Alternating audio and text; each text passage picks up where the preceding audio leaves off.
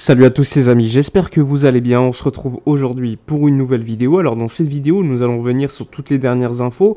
Bien que le mercato soit terminé, il y a toujours des informations à relayer, que ce soit au niveau du prochain mercato dès le mois de janvier, qui fait déjà énormément parler en Catalogne, et surtout toute l'actualité de l'équipe actuelle. Bon, allons-y, on va débuter sans trop attendre, avec évidemment les matchs internationaux. On a vu hier notamment la Pologne, un doublé de Lewandowski, Gavi et Lamine vont jouer normalement ce soir, tout comme Alejandro Balde avec l'Espagne.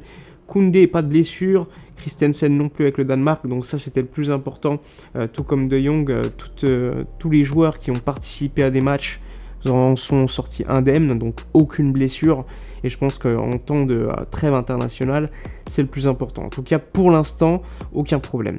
D'ailleurs, évidemment, le club, concernant des prolongations de contrat, discute avec Frenkie de Jong déjà pour le prolonger, sachant que selon Mundo Deportivo, le joueur ayant un contrat jusqu'en 2026, ils ne sont pas non plus pressés pour le prolonger, sachant que le joueur, comme vous le savez probablement, a un salaire croissant chaque année, puisque lorsqu'il a prolongé en 2020, il avait accepté de gagner pendant 2 saisons un salaire très très bas, on parlait de 3 millions d'euros de salaire à l'époque, mais ensuite, lors des saisons suivantes, il a récupéré le tout avec un salaire de base, plus la récupération de tout ce qu'il avait entre guillemets non pas gagné lors des premières années de contrat. Donc c'est également pour cela que l'année dernière, par exemple, il avait refusé de partir à Manchester United, et heureusement d'ailleurs, vu le prix réclamé à l'époque.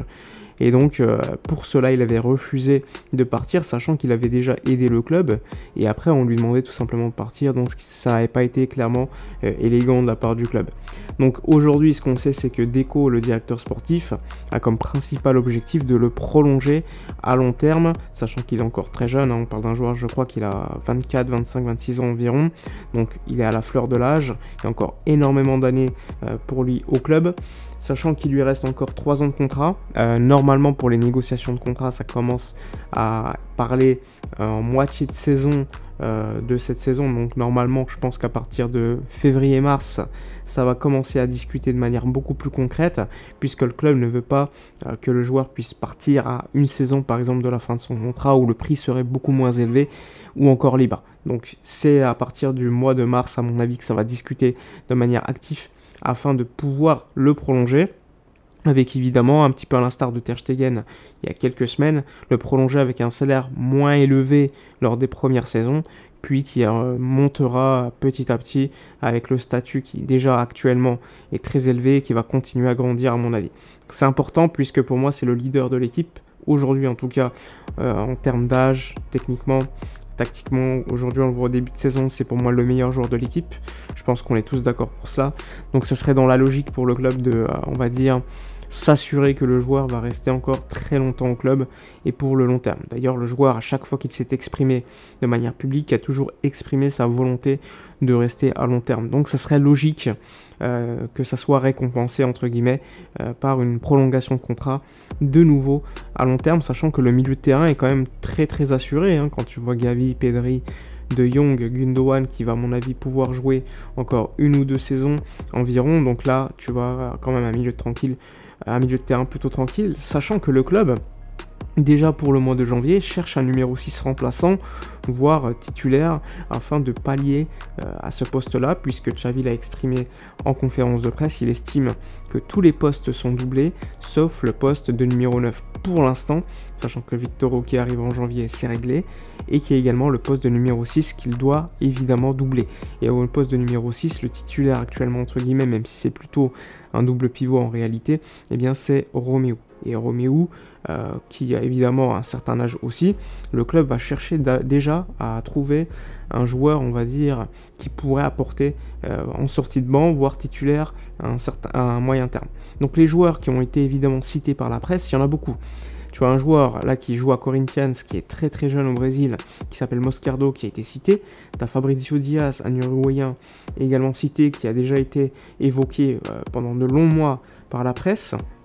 Et puis tu as d'autres joueurs comme Redondo, autres joueurs en Amérique du Sud. Donc il y a beaucoup de joueurs sud-américains, puisque Deco il contrôle un petit peu le marché, puisqu'il a été scout pour le Barça en Amérique du Sud.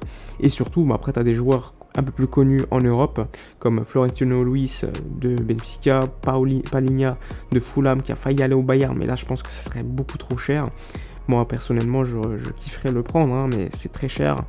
Il y a également un joueur comme Thiago Alcantara qui à Liverpool est de moins en moins en vue, en fin de carrière on va dire, qui a des soucis physiques, donc là aussi à voir. Et tu as surtout Guido Rodriguez du Betis qui là aussi a un certain âge, donc je pense pas que ça serait le choix idéal, sachant que tu as déjà un joueur qui a déjà son âge à ce poste-là. Donc en tout cas, il y a une véritable volonté du club de chercher un poste, enfin à doubler le poste de numéro 6, et donc ne soyez pas étonnés que lors des prochaines semaines, beaucoup de joueurs, beaucoup de noms sortent dans la presse. En tout cas pour l'instant, il y a eu des discussions avec certains joueurs, mais rien d'avancé.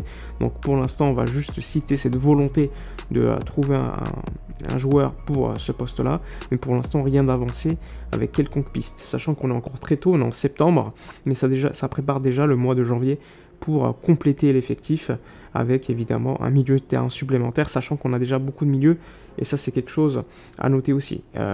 Évidemment c'est important quand tu joues en double pivot d'avoir un milieu de terrain assez fourni comme ça l'est actuellement, mais ajouter un autre milieu supplémentaire, je ne sais pas si c'est bien, mais en tout cas le club veut absolument se renforcer et doubler le poste. Donc ça c'est la volonté de prolonger De Jong, tout comme il y a volonté, comme je vous l'ai dit, d'officialiser les prolongations de contrat d'Alejandro Balde et Lamine Yamal dans quelques jours, tout comme la prolongation de contrat de Xavi qui est attendue lors des prochaines semaines. Donc il y a quand même beaucoup d'avancements concernant ces sujets de prolongation de contrat. Donc, beaucoup de nouveautés quand même, hein, pour une semaine sans match. Les prochains matchs, comme vous le savez, ce sera la semaine prochaine. Match, je crois que c'est contre le Real Betis à domicile, donc ça va être un match très compliqué. Les retours peut-être d'Abdé qui pourrait jouer ses premières minutes avec le Real Betis contre le Barça, je ne pense pas, puisqu'il n'a pas encore joué cette saison avec le Real Betis, mais en tout cas ça pourrait être une occasion de revoir le joueur marocain très rapidement. Il y a également eu des informations, on va dire, concernant les prêts. Donc on sait qu'il n'y a pas de clause de la peur, entre guillemets, appelées comme cela, les clauses qui permettent pas aux joueurs prêtés de jouer contre leur club. Eh bien, João Félix, par exemple, pourra jouer contre l'Atlético. Néanmoins, les joueurs comme Eric Garcia, Pablo Torre, prêtés par Barça à Girona, eux ne pourront pas jouer contre le FC Barcelone cette saison en Liga. Ça avait été déjà le cas l'année dernière pour Abdé avec Osasuna qui n'avait pas pu jouer contre le Barça. On peut dire que ça peut être un choix assez critiquable, hein. Ça a déjà été le cas pendant de longues années, le Real Madrid faisait cela, ensuite ils ont supprimé, le Barça ne faisait pas cela et maintenant ils le font, donc c'est inversé. Je ne sais pas pourquoi, mais bon, le club considère que les talents sont peut-être dangereux pour le club, donc c'est assez légitime, tant que c'est accepté par l'autre club, il n'y a aucun problème. Bon voilà pour les informations de la journée, n'hésitez pas à donner vos avis comme d'habitude, à liker, commenter, partager. Je vous remercie, je vous dis à la prochaine et d'ici là comme d'habitude, portez-vous bien.